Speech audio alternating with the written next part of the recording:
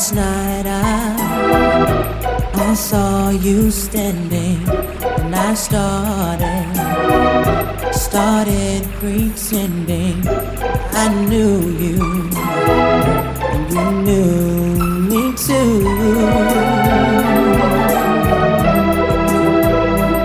And just like a romance, you were too shy, but you weren't the only, 'cause so was I. And I dreamed of you ever since. Now I build up my confidence, and next time you come my way, I know just what to say. Can we talk for a minute? Girl, I want to know your name. Can we talk for a minute? Girl, I want to know your name. Hello. I don't know what the lyrics are. Guys, welcome back to another wonderful episode of the Dragon Quest X Chronicles. We're doing version 2, one of the best versions, and we're going to meet one of the greatest characters here. This episode is where we're doing the melsandy Village story. And I'm going to talk about, we're doing more relationship chats today. I'm going to talk about nice guys. I'm going to talk about relationships and how to pursue logically. And I'm not going to say, what's right or what's moral. I'm just going to say what gives you results, what commonly works, But before that, let's talk Dragon Quest, guys. Let's talk shop here. Little story spoilers going on. In this section, I will give the spoilers for what happens in the melsandy Village story here. So if you don't want to hear that, you can go ahead and skip ahead, and I will see you when we get to our nice little relationship chats. Okay, people. So I hope we're all having a good whatever day I upload this on. Should be February now. I've decided to start version 2 starting February, so it's probably going to be episode 21 somewhere in Feb time in Black. I was about to say Black Junior History, but in Black History Month. It's gonna be. I feel like it's gonna be a good year. I feel like it's gonna be a good month. Just seeing myself grow throughout this channel, seeing my yap energy develop. My yappy levels elevate. It's gonna be good. So over here in melsandy Village, you can see we're traveling there right now. When we get there, we're gonna see the village was just recently attacked, just recently ravaged by some monsters. Right, and we're gonna have a meeting with one of the characters, one very important character in the story here that seems very familiar from the title box art of the game. But we're gonna meet with her, and basically the guy there, the mayor of the town who is injured, he's gonna say, well, the monster's just attacked, so I need you to go over to the windmill and get my mom, because monster's probably gonna attack her too, so we gotta bring her back to the town and make sure she's safe. Okay, so that's our first mission in town. After we meet the little lady, she actually comes with us to the windmill to bring the grandma back, which is pretty helpful because she's the one who convinces her to come back. After we fix the stuff at the windmill and get the grandma to come back, guess what happens? Yep, monsters attack again. And they kidnap the girl. Her name's Mishua, by the way. The girl who's on the box art. So they kidnap Mishua, and then we gotta go rescue her from the, I think it's a sewer or cave. I forget what the dungeon is, but yeah, then we go to a dungeon, we fight the boss, we rescue her, and then there's also a superhero that comes, and he's so awesome, he's the biggest heart you've ever seen, right? And that's the story. It's pretty great. It's pretty good. I do actually enjoy this story. So I think version 2.0 starts out very well. The middle of it is very interesting as well. I feel like the last story kind of teeters off. And then 2.1 brings it up a little bit higher, because like at the end of 2.0 and 2.1 are really good. And then for me personally, 2.2, 2.3, you're kind of ass, and then it brings it back up at 2.4 with a little twist at the end. But nevertheless, that's my opinions on the story. We'll get more into the details of it in later episodes. But now, guys, let me go over my notes. Let me fucking learn, y'all motherfuckers. All right, I'm sorry. I'm sorry for all this profanity. Go ahead and empty out my items. We will be doing the equipment bag quest and the item bag quest eventually. I already have them recorded, but we have to wait till. Well, I mean, I don't have to, but I wanted to wait until version 2.1 so that I could get the Mega Zoom Stone, so it'd be a lot easier to travel around. But anyways, we got Chrono here going over to the village, and we will make it. We will make it. We are scanning all the enemies along the way and whatnot, but we will make it. I hope you enjoyed the story spoilers. Now I'm going to talk about how nice guys don't actually finish last. Yes, you heard me right. You heard me right. We've all been lied to. Nice guys don't finish last, and women are not the true romantics. It's true. It's true. It's us. It's us dudes. It's us guys. I feel like you could actually boil down the reason why most girls leave guys into guys being too romantic or too emotional. I'm not even joking, guys. I'm not even joking. Most times it boils down into one of these factors. But let's start from the beginning. Let's start from the beginning. Let me stop triggering you. I know everybody down in the comments, doing their fucking laser fingers and shit. Yeah, fuck y'all bitches. And y'all niggas. Yeah, I'm all encompassing. No gender is safe. Girls, guys, guy girls, girl guys. No gender is safe for me. Okay, so first of all, guys, I want to put this out here just as my belief and say this statement, and see if anybody gels with it. It should make a little bit of sense to you. But in my opinion, anyone who changes your soul or your life or your morals in a positive or negative way, whatever happens, is a soulmate. Yes, that's right. We're going soulmates now. We're going soulmates. We're going deep. A lot of people are triggered by that term, but I do believe they exist. I believe we have a lot of soulmates. And I'm not saying that just because I had my hoe face and I was a gigolo for a while.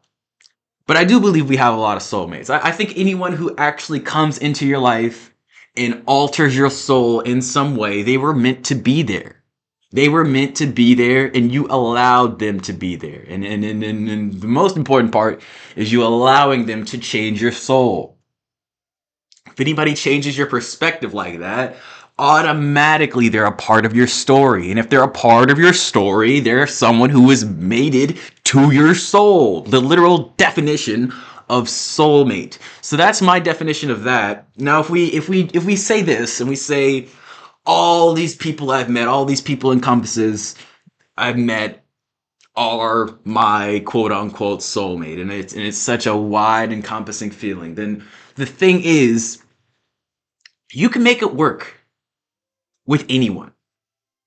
And the nice guys or good guys or whatever these dudes that don't do bad things and finish last, they're really not trying to compete to get the right girl or the right person or the right concept of a thing. They're not in competition. The thing is, the good guy or the nice guy realizes that anyone can come into their life and change it for the better or for the worst. And then they would be defined as something that would be valuable to them.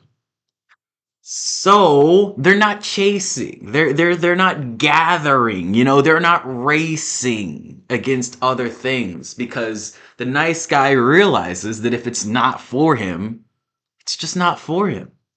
It's just not for him. You don't need to lie. You don't need to cheat. You don't need to fake things about yourself. You just know that if it's meant to be, it's meant to be.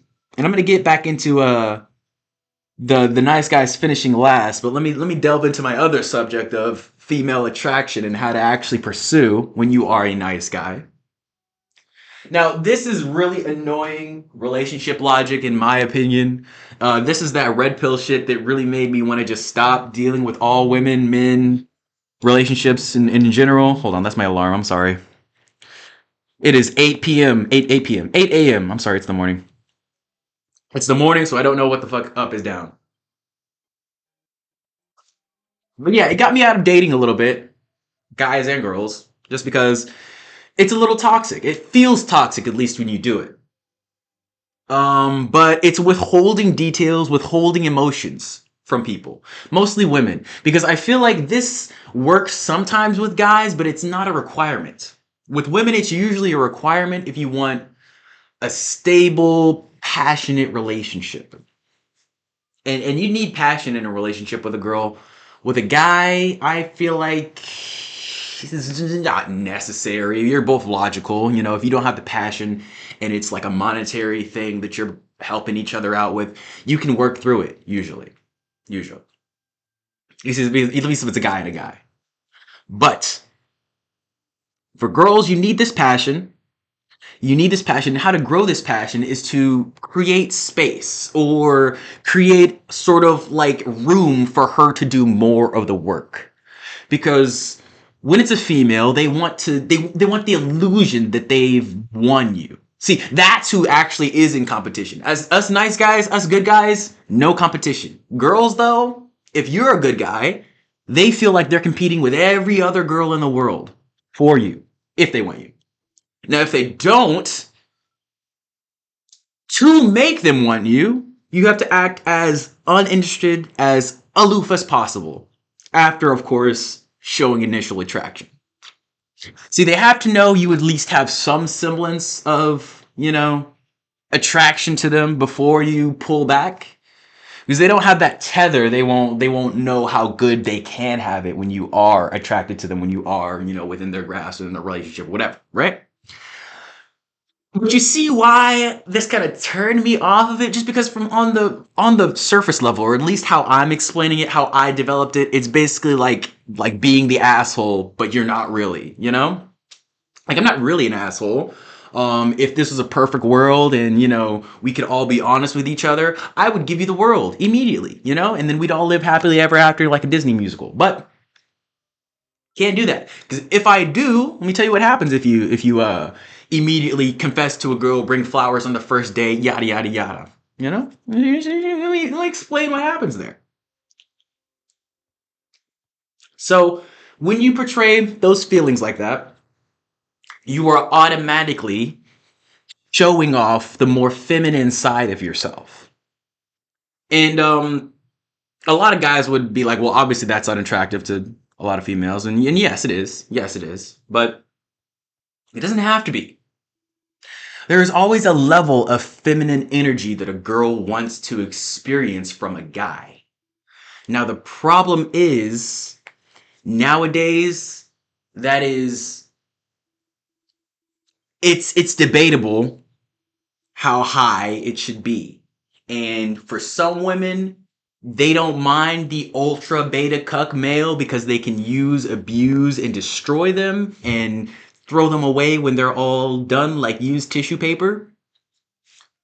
Um, and then some girls will just completely reject it. So you have to decide for yourself. Do I want to be a guy that gets, just used up for all of my love and then thrown to the side when I have nothing left? Some guy really did this cool YouTube video for me that I watched where he drew a circle basically, and then you fill out a little bit of it, and that's how much she wants, and then eventually she's gonna want more of the circle and more of the circle and more of the circle, and you fill out all that stuff, and then wait, you take off all the stuff that she has, and you just leave yourself with the piece of the circle that's left, and that's you. Now she don't want that. You're not a full circle. I have all that. That's me. So once she has all of your love that you've given, it's over. And everybody runs out, guys. Nobody has unlimited amounts of love. I don't care how much money you have. 1 billion can still go to zero eventually. So don't delude yourself and just being like, oh, I found the right girl. I found the right girl that loves me. And eventually I'll just keep love bombing her and it'll be, no, guys, you have to get used to disappointing. You have to get used to being stoic. You have to be getting used to being less interested in her to make her more interested in you. So here's Mishua. We met her outside the village, and then we also have this little kid, Brashka, um, Lashka, who wants to be like the hero Zangrone. We'll see Zangrone later in the episode, but these two are very close. He is the son of the mayor here that we just saw with a broken foot, and I believe now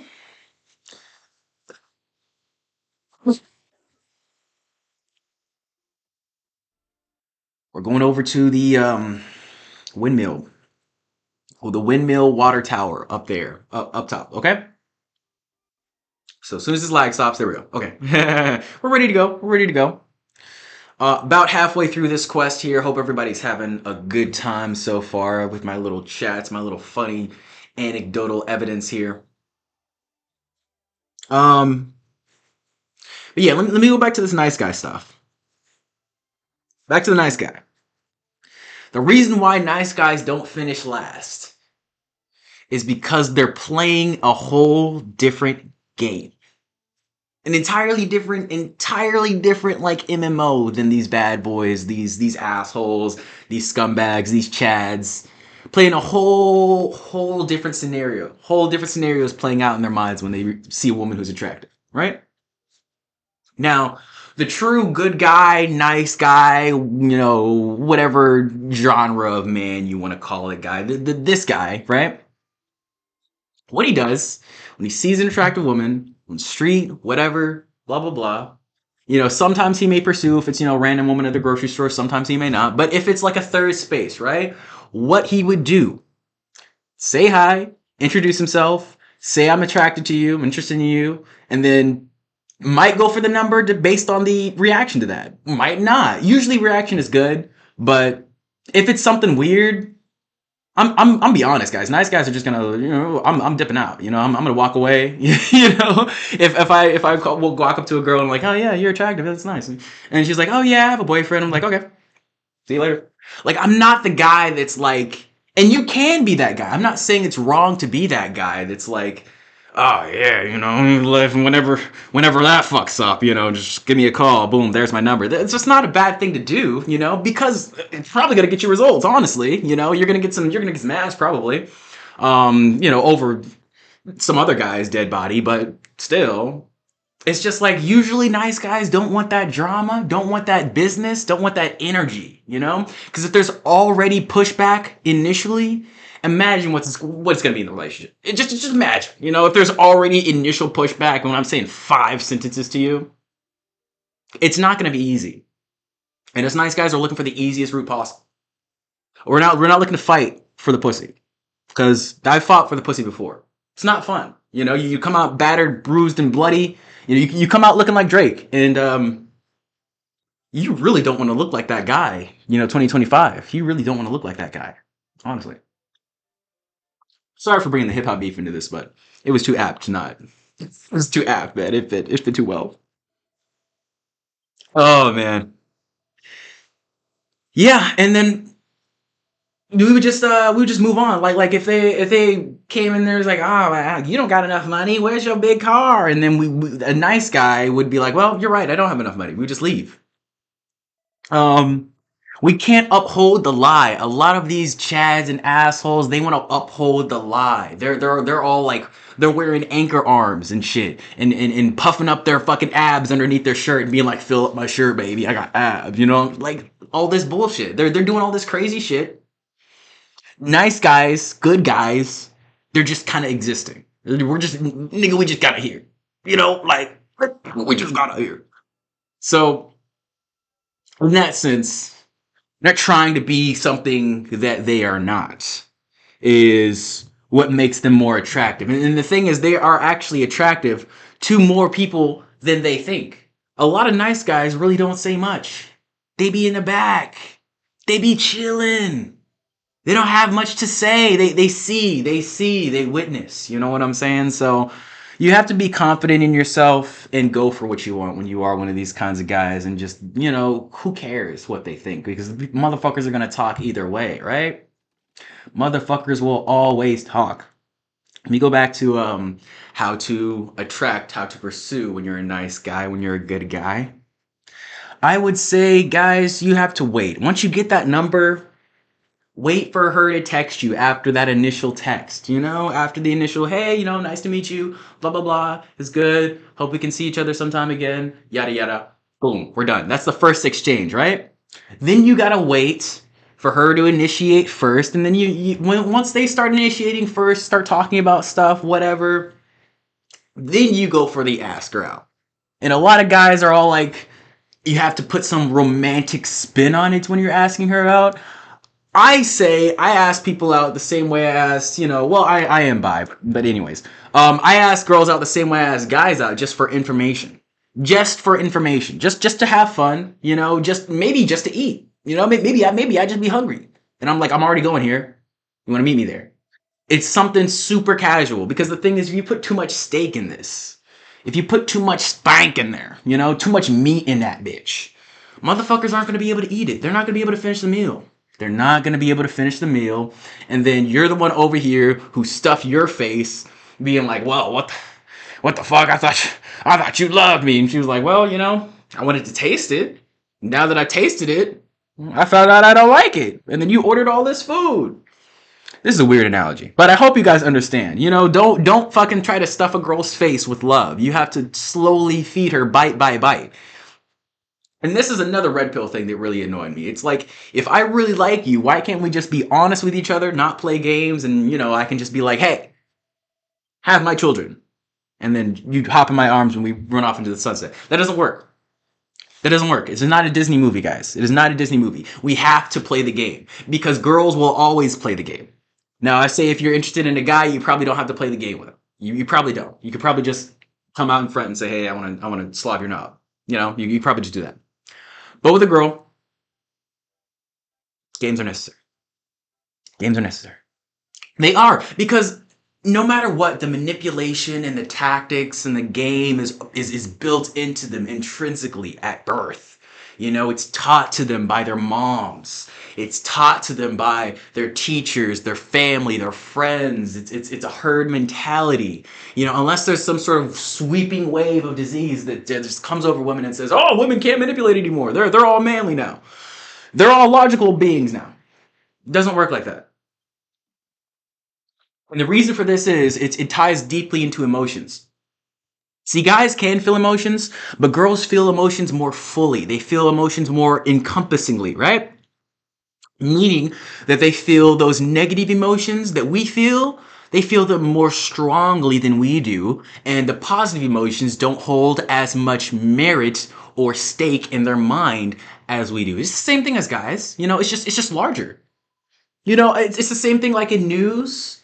They hold the negative news in front of your face for longer than the positive, because the negative will make you watch more and will make you talk about it more. A lot of people don't talk about positive news with their friends because there's nothing to talk about. What are we going to talk about? Oh, yeah. Bill, that weather yesterday was really sunny, really nice. It was great, Oh, yeah, it was. Did you hear about that bombing in New York? See, like, it's just... Guys, I'm telling you, this is the reality of life. And if you don't realize it, you're going to have a long, long road ahead of you. So I'm just preparing you here. I'm preparing you here. This stone that little slimy guy, I'm getting back to the game. This stone that little slimy guy is giving us is very important. And Grandma here is going to have her great cutscene. I'll probably put this in the intro because I fucking love this cutscene. But the stone is very important. We're going to see what we do with that in the dungeon later on. Oh, I love this cutscene though. Wait for it. Wait for it.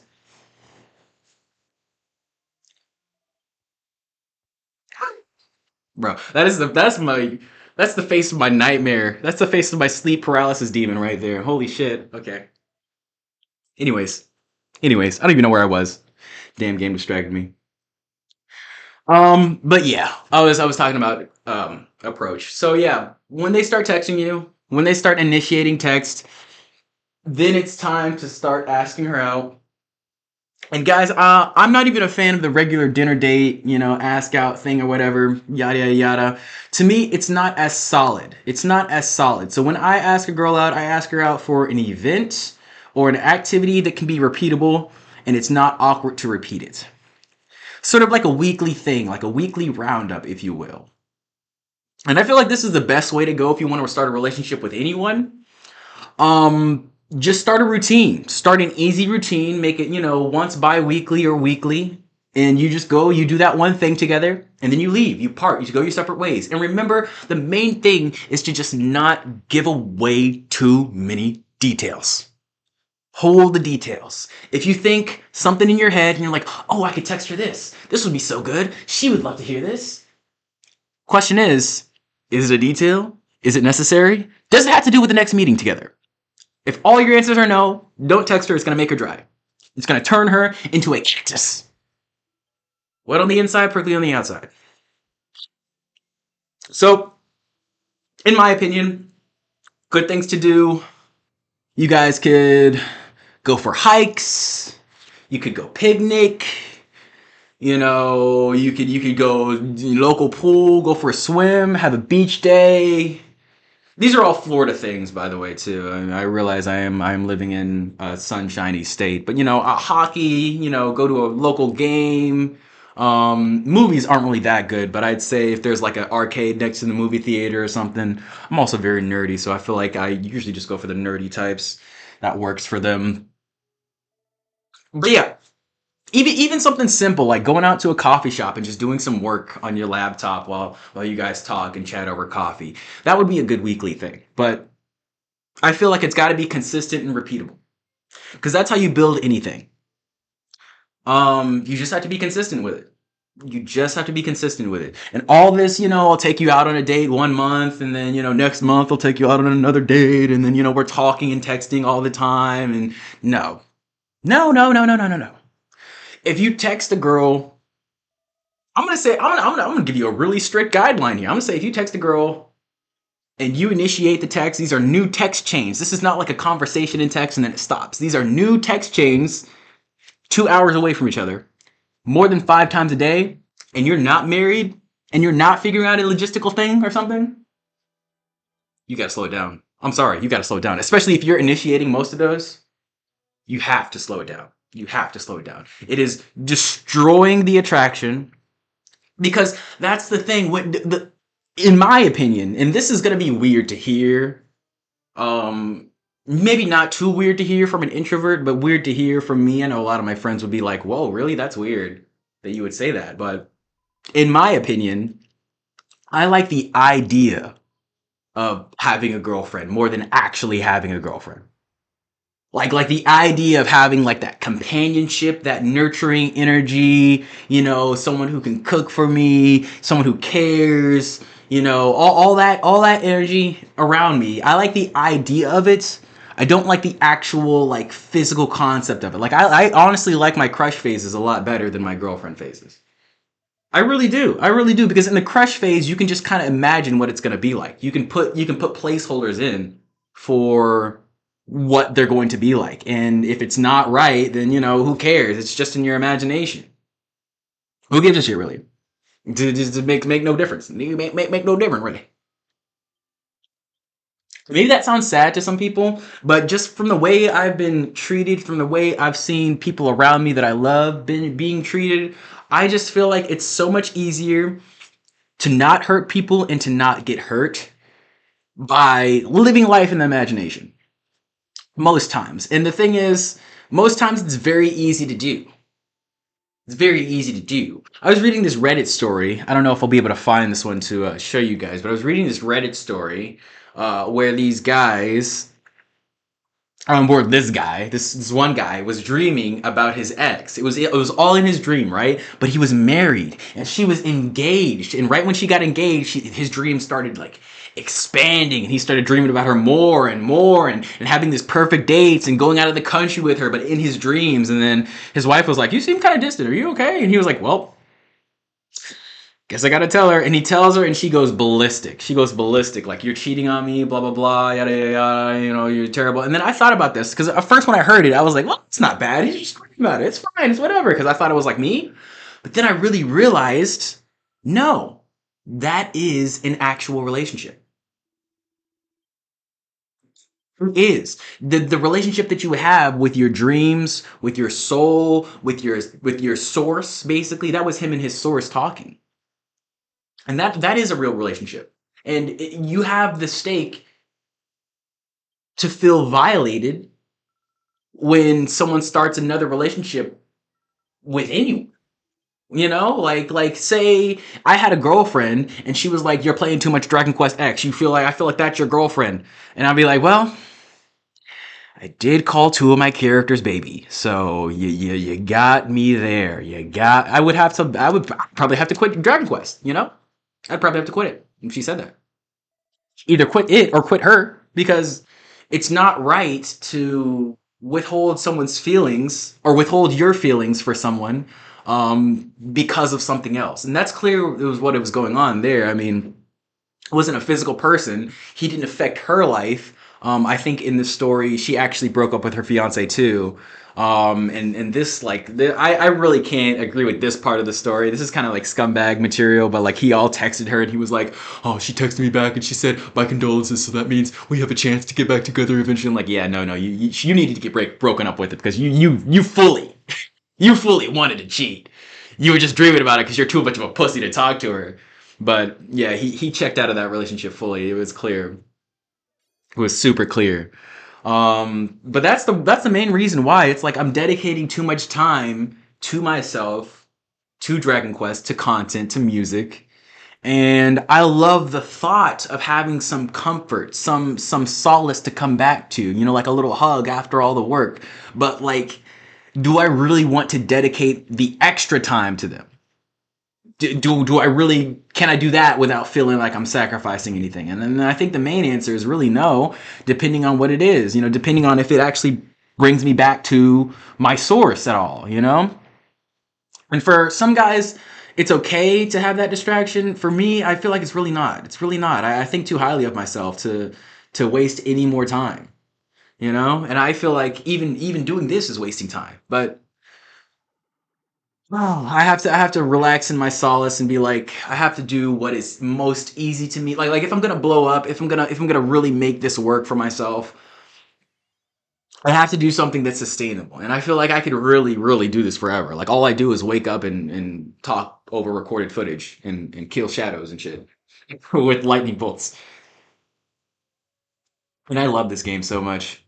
I am loving this game so much that I definitely decided to learn Japanese. I'm on like day 200 something on Duolingo, and it's become like a part of my life. It's become like a part of me, and I feel like if anything comes in between me and it, it's gonna be it's there's gonna be issues, there's gonna be problems, there's gonna be altercations, if you will. So you know, I'm just very sensitive. I feel like a lot of guys are sensitive, and we kind of have to stoic it off, which for me kills attraction in myself because I'm a very sensitive guy.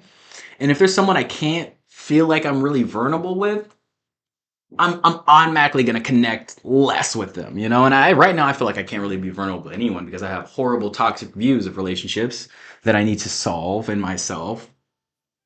Um, it's the constant years of not advocating for myself and being neglected and all this stuff, and you know, doing bunches of things for other people and expecting things in return when in reality, you know, nobody owes you anything.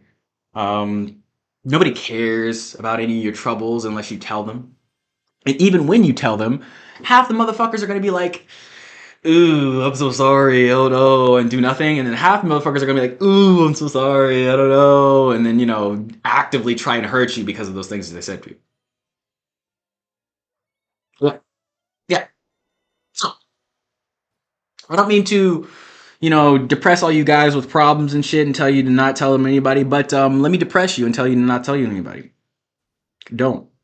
Don't. We are the true romantics. Romantics? Yes, exactly. We are the true romantics, and being the true romantics comes with more. agency, more responsibility to uphold the romantic standard. Yeah, and that's the thing though. Women are comfortable when they're doing most of the work, when they're doing most of the effort in the relationship, and they feel like they are in control when they're not. I mean, girls are the gatekeepers for sex, and guys are the gatekeepers for relationships. So a lot of times in my past, I would have a lot of sex, but I wouldn't want anything else. So I'm the gatekeeper of the relationship. I just move on, and then eventually it came back to me. Eventually it came back to me full force. And I got with the wrong girl. I got with the wrong girl, and I got my comeuppance. And that's kind of it. It sucks to me that some I gave my power away to someone else. Um, as far as that goes. But honestly, I really wanted to get out of that headspace in the first place. Because it's not a good headspace to be in. The player headspace where you're just using girls, you're just using holes, and all this disgusting shit. And, you don't really care about their feelings or whatever. You're just kind of tossing them to the side. It's not a good headspace, and it doesn't make you feel right in your soul. At least me, raised as good little Christian boy, it didn't really feel good to me. I mean, it felt good. But it didn't really feel good to my soul. I wasn't really working with my source in the right way. Mm. So you have to think to yourself, what really makes sense to you in the dating market? What really clicks with you? And I don't think everybody needs to go through that hoe phase, but I do think everybody needs to figure out themselves. And the hoe phase is just a really easy way to do that. Like if you have a Lego piece and you have 8,000 other Lego pieces, to figure out how to use this Lego piece, you're going to try like maybe a couple of different Lego pieces with it. You're not just going to see, oh, it clicked on this one Lego piece. It works. I know how to use this Lego piece now. You're going to want to click the Lego piece into a couple things just to make sure you know how to use it, essentially. And I feel that anxiety. I've felt that anxiety as a guy. I just don't think it's necessary to go crazy with it. Um, and I don't think body count really matters at all to like guys or girls. Um, I think if you're that kind of person that's gonna let other people rule your life, then you're not for me. And I'll figure that out pretty soon. I don't need to ask for a body count. But I feel like it matters the same for guys and girls. Like if you want a girl with a low body count, then you yourself should have a low body count. That's just what it is, guys. That's just logical, right? And I don't feel like I'm saying anything crazy here, but a lot of guys really think it's like there's like some kind of hierarchy or something, like it's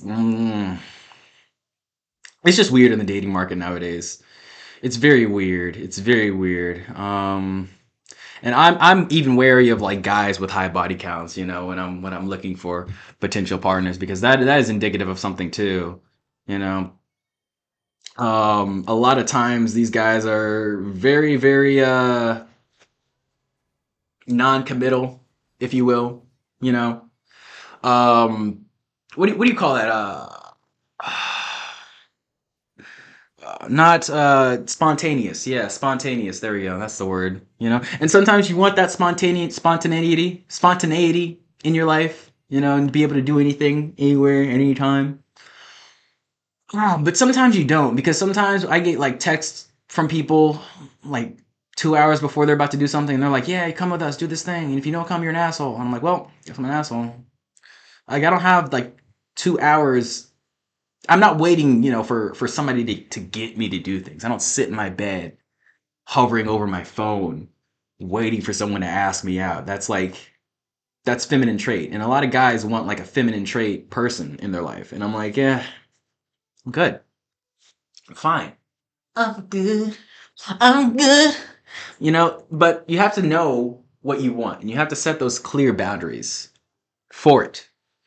Um, and you have to convince yourself that you are that man that sets those clear boundaries, because a lot of people try to set boundaries, but they don't believe it themselves. So it's like a useless boundary. It's like when you set up a little doggy barrier, and that shit like 2 feet high, and that dog is like 3 feet high as a dog. Where's where his head is, and he's like, you're looking over, he's like, hmm. This doggy barrier seems very fun to jump over. That's what people look. That's what people see when you're like one of those guys that are just like a weak beta male, and you're all like, "Yeah, don't talk that shit to me, bro." And then, dude over here, like, "Okay, all right, okay, all right." You know, it's just it doesn't work sometimes. You have to really believe it yourself, and to believe it yourself, you just need social proof, and proof within yourself. So, building confidence, like I said, guys, I'm gonna say this every day. It's super easy. Have a schedule. Don't even have a schedule. Just think in your mind, I want to do something, and then fucking do it. A lot of guys don't have this like ambition in their head to be like, I'm gonna plan something out for the day, and I'm gonna do something out for the day. Or even like goal wise, you know, like they're not like, I'm gonna work out every Tuesday, Wednesday, Thursday. And then Tuesday, Wednesday, and Thursday come around, and they're like, oh, wow, it's so cold. Well, I mean, you know, I guess I mean, there's the rain yesterday, so I might slip, you know. And my workout clothes are dirty, so you know I don't want anybody to smell me at the gym. You know, bro, just go do your shit. The more you say you're going to do things, and you do them, the more confident you're gonna be. And we're fighting the hand here today. This is the enemy of masturbation. So we're only fighting one. We're only fighting one because you only need one hand, right? There's Mishua being rescued here. No worries, guys. This has been a pretty easy boss here. If I don't get cursed and won't be able to move. I will say though, the druid and the heal slime are probably the best party members for this. I'm doing heal slime right now so that we can have heal slime for the Al Agratio story because well, for reasons. I won't spoil it here. We're not in that episode yet, but Heal Slime over Sanguini. Heal Slime's probably going to be our monster for a long time because I think this may be the best healer in the game. I think, but I need the Druid here as well before, because I just don't think he's going to be able to heal that well. I mean, he does 1 damage, so I feel like he needs a couple more levels. What you can do with monsters is level them up to 50 and then reincarnate them so they can go all the way back to 1 and they get more skill points and more attack and stuff. So, yeah. Um, yeah. I don't remember what I was talking about before. I mean, the hand masturbation monster, I guess. You know, he's doing his handy things. He's getting his hands on, you know, squeezing titties over here or something, I guess. Um, no worries about him. I feel like that's the most I needed to talk about for my love talk. But just remember, guys, love is like it's like a strength. It's like a muscle. We have expenditures of love power every day. Every day you have let's say like our love power starts at 100 every day, right? Love power starts at 100, and every day you have to expend a certain amount of it to feel like you are fulfilled, right? Yeah. And you have to expend that with good energy, right? Right? It makes sense to you, right? So if we say this analogy, let's say 30% love goes into texting your crush or your wife or your girlfriend. If you take that 30% love, put that shit somewhere else. You put it into like making a video. You put that into like woodwork. You could even put it into making a gift for her. For her. You get what I'm saying here? You could even put it into I got 30% love right now. I'm gonna go outside, take a walk, and whatever I find that's cool looking, I'm gonna give it to her. Easy. Easy. But a lot of people waste their love, just expend their love, you know, just like nut out their love. And I'm like, no, bro. You have to utilize your resources correctly. And here's the superhero. Oh shit, he's coming. Oh yeah, baby. And that's why I said the stone was gonna come in useful here. There's the stone. Yeah, Hansy doesn't like it. Oh yeah. We got double fisting going on here now. It's Zankron, yeah, baby. Come on now. And he is the hero that we all need. Zekron is the best alpha. He's the best alpha. Actually, he's a sigma. Yeah, he's a sigma because alphas would be a little bit bigger. Fucking retarded, man. But yeah, Zekron. legendary hero. It's good to see him. He's a little tiny because his soul is gone, but don't worry. Still very strong. Still very strong. We got one hand down. Oh shit, they got him now. They got him now. What's gonna happen? Oh! Oh! Oh shit, so fucking cool. So fucking cool. I'm probably gonna use that for the intro too. That is amazing. I fucking love Zankro, man. Burn, bitch. Yeah. They have such good cutscenes in this. The direction in this cutscene is beautiful. Fucking beautiful, man. Amazing. And so now we get the two orbs. Those were Zinkron's hands, actually. So the witch split his body apart into multiple pieces, and he has to go collect his body in order to become his correct size again. The story of Zinkron will go on for a while now. A while. It goes on past version 2, a little bit, but we don't see too much of him until after version 3. I hope you guys enjoy this character. He's one of my favorites, just like Mishua. Mishua's really great too. We love her. She didn't have to go get kidnapped. She didn't have to pull a Princess Peach on us, but she's cool. She does kind of remind me of Princess Peach in this outfit, though. I do see it. I do see it. I don't know if I'll ever do any Mario cosplays. I'll probably wait a little bit because Mario's a little, I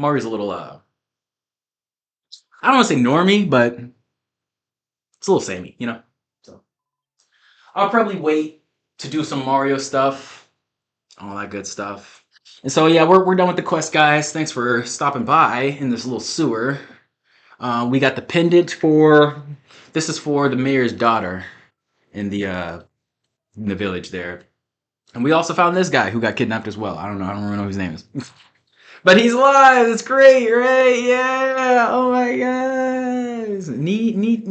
Niichi? Something Niichi? I don't know. Good for him. Good for him. Don't we love it when everybody's alive? Kind of, I guess. Whatever, man. Anyways, let's warp back, do our thing, collect our items, and then next time we're doing the Sled story, Khaled, DJ Khaled story, whatever you want to call it. That one is quite interesting. I do like the concept of it, but it gets a lot more interesting in the 2.1 story. So I hope you guys stay tuned for that. I haven't recorded that yet, actually. Should I? Hasn't been recorded yet. So hope everybody stays in tune for that. I'm like shuffling around my room. I usually record these standing up. So I'm shuffling around. I'm sorry if the voice seems like I'm going all over the place, but I have to pee right now. So I'm just like moving and dancing and shit, just trying to get through the rest of this episode, you know, before my bladder fucking implodes in on itself. But guys, if you learn something new, that's crazy because I'm an idiot and I don't know how you manage to learn things from me. But if you learn something new here, I want you to leave a comment that says new skill acquired. Okay? Just leave that in there. For me. I just want to see who makes it to the end. This is a long video. So I just want to see who actually makes it. Leave that comment, new skill acquired. And remember, guys, stay back, stay stoic, stay comfortable in your masculine, or your masculine feminine energy, whatever you want to call it. But when trying to pursue, as a guy, pursue the female race, we have to keep it cool. We have to keep it cool, calm, collected, you know? And just go with the flow. And you have to act as non-interested as possible. And I know this sucks, especially when you are actually interested. But after you show that initial interest, they fucking know. Girls aren't stupid. In fact, they're actually smarter than us, which is why we have to do this dumb shit to outsmart them and think they're winning over us. They're not. They're not. Guys are relationship withholders. We are. It's just the reality of life. We withhold the relationship. So if you don't want a relationship with a girl, remember, you're the gatekeeper. I don't know what you're doing in the relationship with her. You're the gatekeeper. Push her out. Easy. But if you do want one with her, then don't do anything. And make sure you seem like you're the least interested in her as possible. And it's a little bit of advice.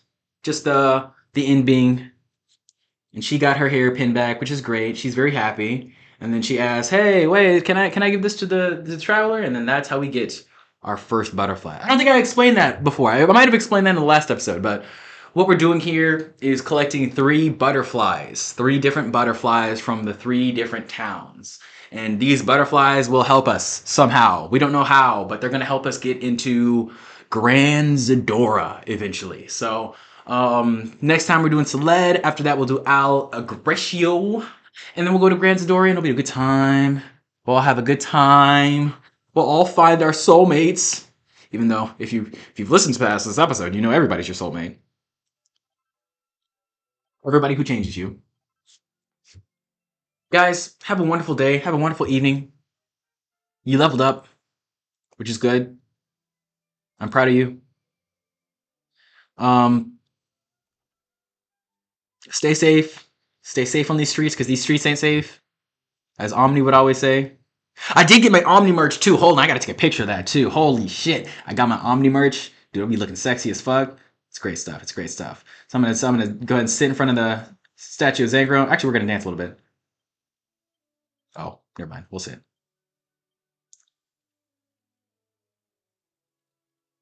Nope. We gotta do the chrono. I don't know what I'm doing. Whatever, guys. Everybody have a good day. And I will see you around the bend, baby. Around the bend, baby. Bend that baby back. Oh, oh, oh, oh, yeah. Yeah. Yeah. Yeah. Oh, oh, oh. Those are probably weird sounds to hear at the end of the video. I don't care. Subscribe.